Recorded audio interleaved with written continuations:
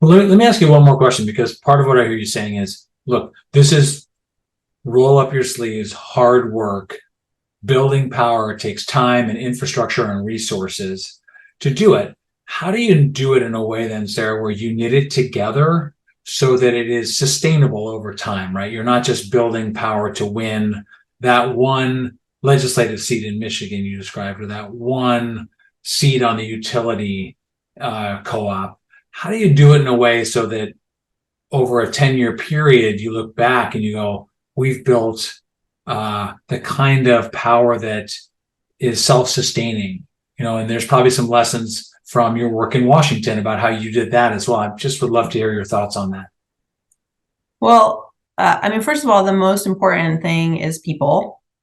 So really to invest in leaders and so supporting those leaders. I mean, one person who is talented and accountable and hardworking can be 10 times more effective than someone who doesn't have those qualities, right? Which is a lot of people. So find the people who are going to drive your success and then invest in those people as the directors of the organizations, as the staff, as the volunteer leaders, etc. I think that's one way. Run people for office is one way to make it sustainable. I mean, not to be super political, but you need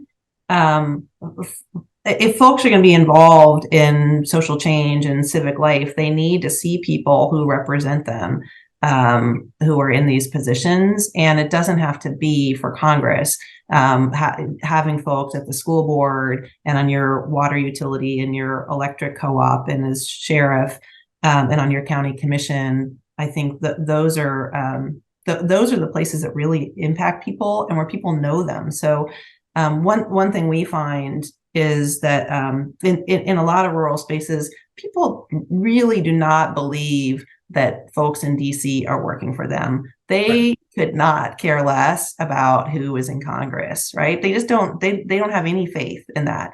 But they do know their city council person in a small or medium-sized town, right? They know them personally. They go to church with them or their kid goes to school with them, and they believe that they're actually there fighting for them. So they're going to turn out and vote for that person. And when they're there, they'll go ahead and vote up the ballot for the governor or for other things. So we really start at that local level and making sure that people have folks who represent them.